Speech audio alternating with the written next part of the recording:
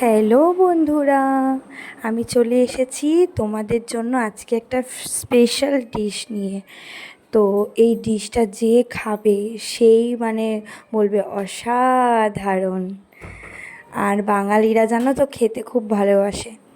তো আমার বরের একটা রিকোয়েস্টে এই রান্নাটা আজকে করেছি। ও অনেক দিন ধরেই বলছিল যে লাবণী তুমি অনেক দিন ধরেই চাপ রান্না করো না, তো প্লিজ একটু চাপ রান্না করে খাওয়াও। আমি বললাম ঠিক আছে, চলো আজকেই তাহলে করা যাক। তো আজকে আমি বানাবো চাপ, চিকেন চাপ। তো প্রথমে আমি দেখো এখানে কাজু বাদাম নিয়ে নিয়েছি, তারপরে চালমগজ দিয়ে দিলাম। আমার এক প্যাকেটে হয়নি, তাই আমি আবারও আর এক প্যাকেট ঢেলে নিলাম। অল্প একটু থাকে জানো তো, চালমগজ একদমই অল্প থাকে। তারপরে দিয়ে দিলাম পোস্ত। পোস্তর যা দাম বাবা, বাঙালির তো এখন পোস্ত খাওয়া ভুলেই গেছে, তাই না বলো? সত্যি কথাই, পোস্তর ভীষণ দাম বেড়ে গেছে। তো তারপরে দিয়ে দিলাম জল। জল এবার সব উপকরণগুলো মিক্সিতে পেস্ট করে নেব। দেখো কি সুন্দর ভালোভাবে পেস্টটা হয়ে গেছে। এরপরে দেব পেঁয়াজ, আদা, রসুন আর কাঁচা লঙ্কা। ভালো করে ধুয়ে আমি মিক্সির বাটিতে দিয়ে দিয়েছি। এবারে এগুলো পেস্ট করে নেব। একটু জল দিয়ে দিলাম যাতে ভালোভাবে পেস্টটা হয়। আর এখানে দেখো আমি শুকনো খোলায় একটু বেসন ভেজে নিয়েছি। এটা পরে বলছি তোমার এইটা কি করব আমি, তো এটা পরে আসছি, একটু দেখিয়ে দিলাম তোমাদের ভাজাটা। আর এই দেখো আমি চিকেনটা নিয়ে নিয়েছি, এখানে ভালো করে ধুয়ে নিয়েছি চিকেনটা। তারপরে এখানে আদা, রসুন আর কাঁচা লঙ্কার পেস্টটা দিয়ে দিলাম। সব কিছু একসাথে করেই পেস্টটা দিয়ে দিয়েছি। এরপরে দেবো দেখো ওই যেই পেস্টটা করেছিলাম, কাজু বাদাম, চালমগজ আর পোস্ত, তখন যে তোমাদের দেখালাম সেই পেস্টটা দিয়ে দিলাম। এরপরে দেব টক দই।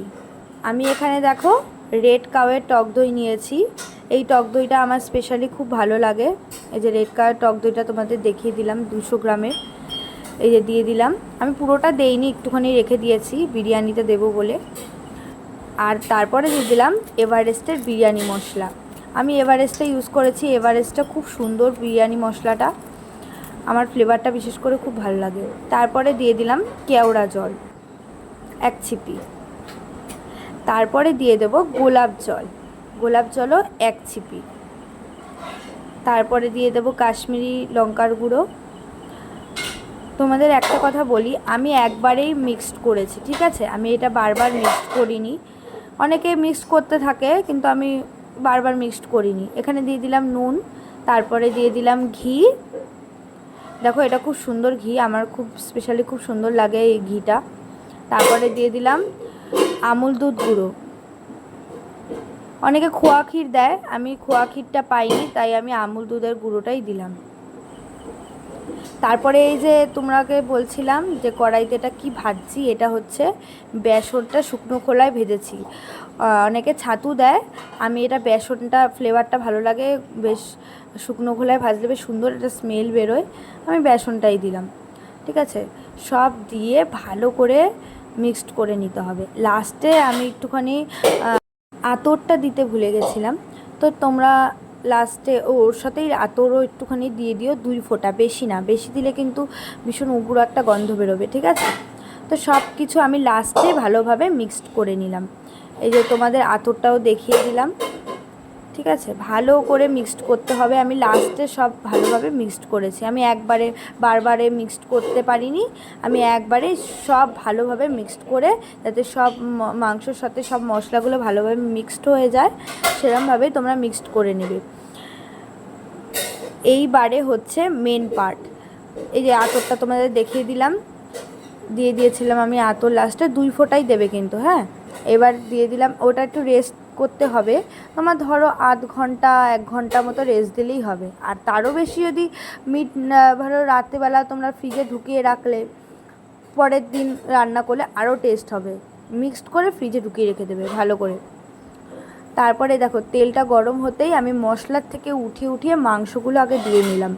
মাংসগুলো কেন দিলাম, মাংসটা একটু ভাজা ভাজা হয়ে গেলে পরে আমি গ্রেভিটা দিই, যাতে ফ্লেভারটা ভালো আসে। মাংসটা একটু ভাজা ভাজা করে নিলে কি বলো তো, টেস্টটাও ভালো আসে, আর মাংসটা ছেড়ে ছেড়েও যায় না, অনেক সময় ছেড়ে ছেড়ে, সেটা হবে না। তার জন্য আগে মাংসগুলো সব একে একে করে দিয়ে দিলাম। তোমরাও এরমভাবে রান্না করে খেয়ে দেখো, অসাধারণ লাগে, তোমাদের বাড়ির লোকজন সবাই হাত চেটে পুটে খাবে। ঠিক আছে, তো দেখো এক এক করে আমি সব মাংসগুলো দিয়ে দিলাম। এইবার আমি হালকা একদম আঁচটা না একদম লো করে দেবে, যাতে লেগে না যায়। এখানে কি কাজু বাদাম, চালমগজ, তারপরে পোস্ত দেওয়া আছে, তো একটু তেলটা বেশি লাগবে। তোমরা ফার্স্ট একটু তেলটা বেশি করে দিও, যারা খাবে না তারা উপর থেকে তেলটা রেখে দিতে পারো স্টোর করে। যখন মাংস করলে বা বিরিয়ানি করলে, অনেকে চিকেন চাপের সাথে বিরিয়ানি করে, আমি যেমন বিরিয়ানি করব, তো তেলটা আমি উঠিয়ে বিরিয়ানিতে দিয়ে দেবো, আরও টেস্ট হয়ে যাবে। তো তোমরা কিন্তু তেলটা একটু অবশ্যই বেশি করে দিও। তেলটা দেখছো কীরকম তেল দিয়েছি আমি, একটু তেলটা বেশি না দিলে তোমাদেরটা লেগে যাবে। তো আমি একটু পরে আসছি, দেখো একটুখানি পরপরই না নাড়াতে হবে, না নাড়ালে না এখানে এই যে চালমগজ ওগুলো দেওয়া আছে, তো লেগে লেগে গেলেই ভীষণ মুশকিল হয়ে যাবে, একটা পুরা ফ্লেভার চলে আসবে। তো তোমরা 5 মিনিট অন্তর অন্তর কিন্তু নাড়াতে থাকবে। আবার চলে এসেছি, এবার একটু ঢাকা দিয়ে নেব। ঢাকনাটা সরিয়ে যেটা গ্রেভি ছিল সেই গ্রেভিটা আমি দিয়ে দিলাম। ভালো করে ভাজা হবে, তেল ছাড়বে, তারপরেই কিন্তু এই গ্রেভিটা তোমরা দেবে।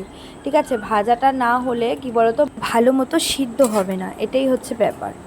তো একদম হালকা আছে কিন্তু এই রান্নাটা হবে। কি বলো তো, ফার্স্টে মিক্সটাই ঝামেলা, তারপর আর কোনো ঝামেলা নেই। এই দেখো ঢাকনাটা আমি ঢাকা দিয়ে দিলাম, চলে আসলাম। দেখো একটু ঢাকনাটা ঢাকা দিয়ে দিয়ে মাংসগুলো সিদ্ধ করবে, একদম লো ফ্লেমে, কিন্তু ফ্লেম কিন্তু বাড়াবে না, বাড়ালেই কিন্তু লেগে যাবে। একটু ধৈর্য ধরে ঢেকে ঢেকে 5 মিনিট অন্তর, 10 মিনিট অন্তর অন্তর একটু নাড়া দিয়ে যাবে।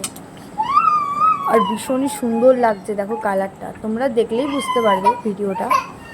দেখো অসাধারণ, আর আমার বরের থেকে একটু কমপ্লিমেন্ট জেনে কেমন লাগছে। তোমরা কিন্তু জানাতে ভুলো না আমার ভিডিওটা কেমন হলো, তোমাদের কমেন্টগুলোই কিন্তু আমাকে মোটিভ করে। তো সবাই ভালো থেকো, সুস্থ থেকো।